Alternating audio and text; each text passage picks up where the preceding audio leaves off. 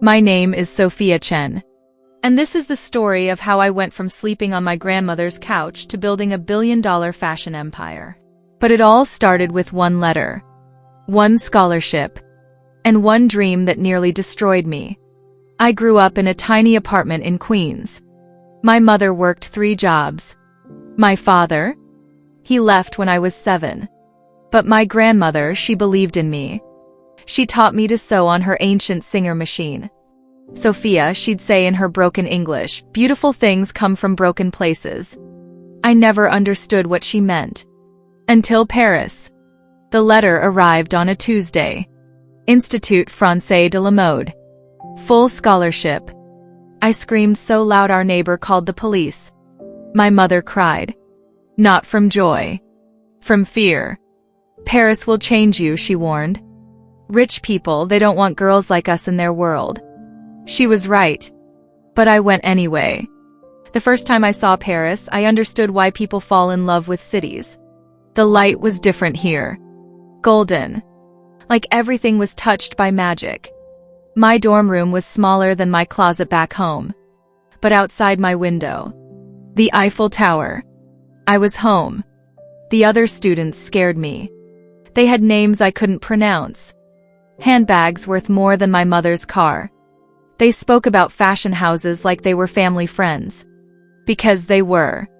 You're the scholarship girl, said Margot Dubois. Her father owned 3 luxury boutiques. Her mother was a former Vogue editor. How refreshing. The way she said it made my skin burn. But I had something they didn't. Hunger. While they partied at expensive clubs, I stayed up until 3 a.m. Sketching. Sewing. Dreaming. My fingers bled from needle pricks. My eyes burned from tiny stitches. But every dress I made was perfect. My professor, Madame Rousseau, noticed. This is exceptional work, Sophia. You have le don. The gift. She pulled me aside after class. There's a private showing next week. Invitation only. The most powerful people in fashion will be there. My heart stopped. They don't usually invite students. But your work, it deserves to be seen. I'd never seen so much wealth in one room. Women dripped in diamonds. Men wore watches worth more than college tuition. The air smelled like expensive perfume and power. I clutched my portfolio like a shield. You look terrified, laughed a voice behind me. I turned.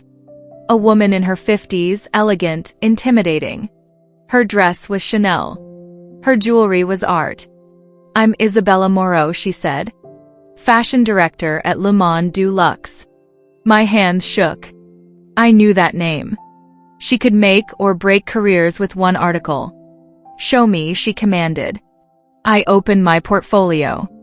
My sketches looked amateur next to all this luxury. But she studied each one carefully.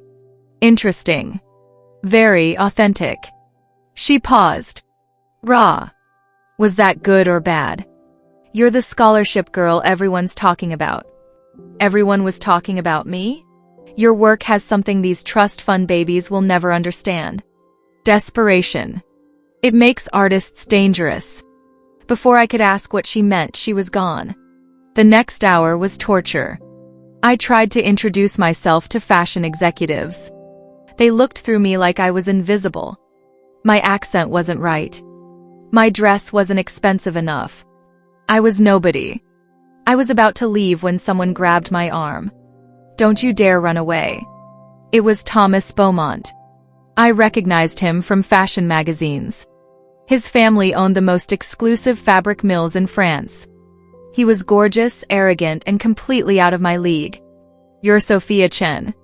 The girl with the incredible sketches. How did he know my name? Isabella showed me your portfolio. It's revolutionary. Revolutionary? My sketches? Walk with me, he said. We stepped onto a private balcony overlooking the Seine. You don't belong here, he said bluntly. My heart sank. That's what makes you special. Everyone in that room was born into luxury. They design for people like themselves. But you? You understand what real women want. What they dream of wearing. He leaned closer. Too close. I want to help you. I have connections. Investors. People who could change your life. Why would you help me? He smiled. It was beautiful and terrifying. Because talent like yours only comes along once in a generation. And I always bet on winners. 3 days later, I received a call. Unknown number. Miss Chen? My name is Alexander Volkov. The name meant nothing to me. But his voice, it commanded attention. I understand you're quite talented. I'd like to meet. Who are you? Someone who makes dreams come true. For the right price. He gave me an address. The 16th arrondissement. The most expensive district in Paris. The mansion was obscene. Marble everything. Art worth millions. Staff who moved like ghosts. Alexander Volkov wasn't what I expected. Mid-40s, silver hair, eyes like winter storms. He wore simplicity like armor. A black suit that probably cost more than my tuition. Sit, he commanded. I sat. I've been watching you, Sophia. Your work is promising. He'd been watching me? I collect rare things. Art. Wine. Talent. He poured himself vodka. Didn't offer me anything. I'm prepared to invest in your future. What kind of investment? Complete creative control. Unlimited budget. Access to the finest materials in the world. Your own atelier. Your own show during Fashion Week. My head spun. This was impossible. Too good to be true. What's the catch? He laughed. It wasn't a happy sound. Smart girl. The catch is simple. I own everything. Your designs. Your name. Your success. Until you pay me back. With interest. How much interest? That depends on how successful you become. He slid a contract across the marble table. It was thick. Intimidating. Take your time. But not too much time. Opportunities like this don't wait. I walked the streets of Paris for hours. Past the Louvre. Along the Champs-Élysées. Through narrow alleys where artists sold paintings for tourists. My grandmother's voice echoed in my head. Beautiful things come from broken places. Was this beautiful? Or was I about to be broken? I called my mother. Mama, what if I told you someone wanted to give me everything I've ever dreamed of? I'd ask what they want in return, she said immediately. Maybe my soul, I whispered. Then you better decide if your soul is worth your dreams. I returned to the mansion that evening. Alexander was waiting in his study, reading financial reports in Russian. Have you decided? I thought about my grandmother's bleeding fingers as she sewed. My mother's exhausted face after 16-hour days. The scholarship students who'd never get chances like this. Yes. And? I picked up the golden pen he'd left beside the contract. I'll take the deal. I signed my name. Sophia Chen.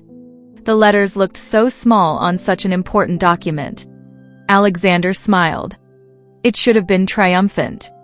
Instead, it felt predatory. Welcome to the big leagues, little designer.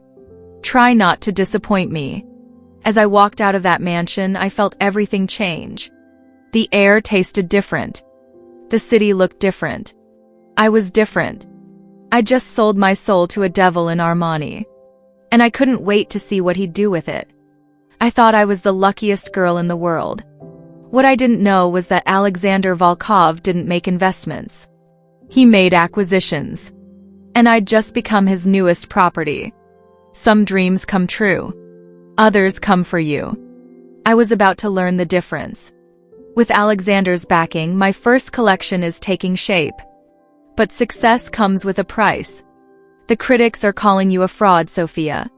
Did you really think no one would notice? Maybe your investor isn't who you think he is. Everything I've worked for, it's all falling apart.